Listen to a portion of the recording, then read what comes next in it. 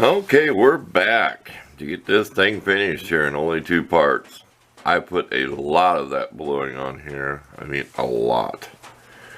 I brushed on with just a small brush, just a big amount of carburetor. Then I had a piece of paper towel and I just kept wiping it.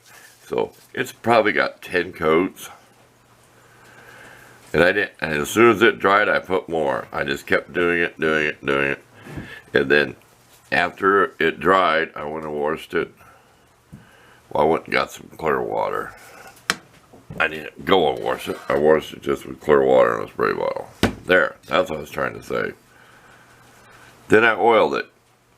And the penetrating spray I have has paraffinized wax. So same as like candle wax. So it is a waxy coating on there.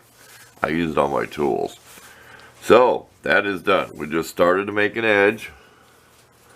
I know I'm jumping ahead on some of this stuff, but you can just tell about right in here. It's about 8 inches. I'll start to make the edge. I did that on my work sharpener. But what I did is, if you can see it, I took all them grinder and file marks out with a file. I sat there and smoothed that off. Then I took all my grits of sandpaper and got rid of any of those grinder lines, the file lines. It could have been from a pedal grinder, but it looked like both. It looked like somebody had filed it, and it looked like really a lot of scratches. Had quite a distance between them, so it could have been an old grindstone. But there is a few in there. You will not really see them now. And so just my preference, this is not sharper in case you hit your leg with it. I'm going to use it to chop out here. There you go. We'll pause, and then we're going to be working on this. We have drilled the holes out. 50-quarter-inch rod. And we have drilled this out. This was hard steel, but not too hard. So it's probably more tempered, more treated out here. So it was hard, but I have some pretty good bits. It went through it. A little bit snaggy, but... And then I wallowed the bit out like this, because you want plenty of space to get your pins in there. And of course the wood, I want to run the bit back and forth quite a bit. So you're not fumbling when you go to epoxy them in there, because there's only going to be a small amount of epoxy on here. We don't want it to smush all over. We will put tape on here so we don't get any on our bluing. There'll be just a little bit of epoxy to hold this, and then there'll be more on the pins, because I want the pins is what's going to lock it. And well, those cut, and just kind of stick it up a little bit, because then we're going to sand it with a electric sander or something to get your pins flush and smooth. Then we'll hand sand after that. So we're going to pause here. Thought we'd show this much. That would take a little time in this part, just to talk about it, and then we'll get this, like I said, we'll get this sanded. I'm going to decide if I'm going to stain this or not. It all depends what I think it's going to look like. If it's going to look good with oil, we're just going to oil it. So stay tuned. When I come back, this thing will be all finished. There ain't much else to show. Steps how to or anything. I mean, it's drilled all the stuff bigger for the pins. So stay tuned, and I hope you're enjoying watching this. And like it like I do. Black. I didn't want this shiny. I wanted it to be a dark looking old. So we'll be back. Okay, we've got our handle all sanded and clean. And how I take old varnish and stuff off, just a good old blade razor. You scrape on the wood, scrape that off before you sand it. It saves you a lot of work. And various grits of sandpaper. And I made sure to do the edge with my bluing, so that's all done.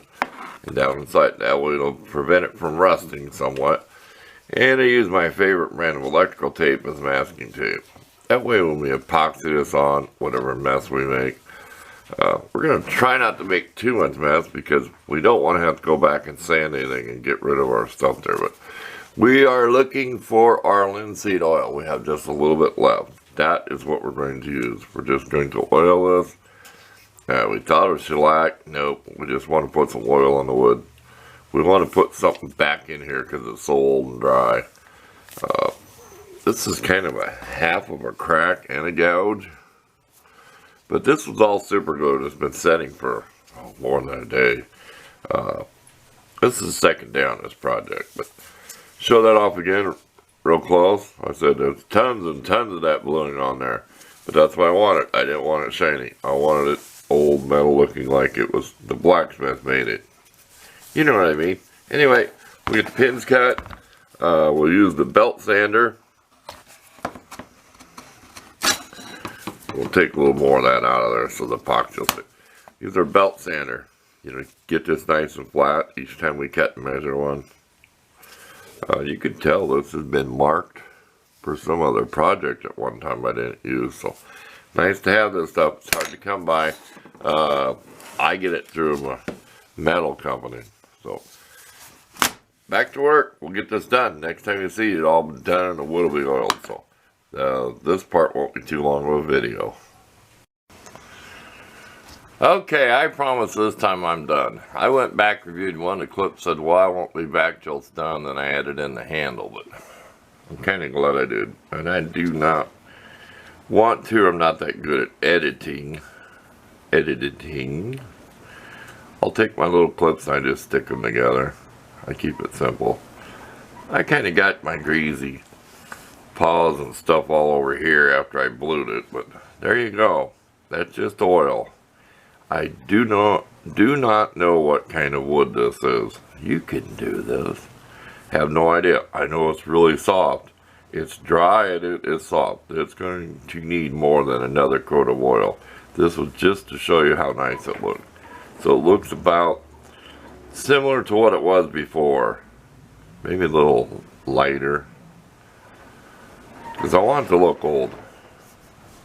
Got a little bit of splotchiness that I've gotten oil and stuff on it. And I haven't sharpened it yet. I'll get around to doing that. But there you go. I do like the curve of this machete. You see how it curves, even where it goes up from the handle. So, thanks for watching. I had a little trouble putting the pins in there. I kind of split the wood up. They all fit just perfect, but well, when you get the epoxy all slathered in there and you're trying to shove a pin in the hole, well, I end up stopping, letting it cure a while, and re-drilling this hole a little bit into the metal up to get this pin to go in. And when I test fitted, I put this one in first. So that's kind of my fault for not putting it together what I did when I was test fitting it. But always do that before you put your pins in. That's what I do. You know, drill all your holes, make sure all your pins fit, they're cut and measured. Just took these to a belt sander, kind of spun them, give it a little bit of a, they're not smooth, they're kind of a rough little texture. They'll darken over the years. That's what'll make it look nice, because they are just a little bit too shiny. That's the only thing that makes it look like it's not old. But thanks for watching. I'll leave a few nice pictures of the finished product.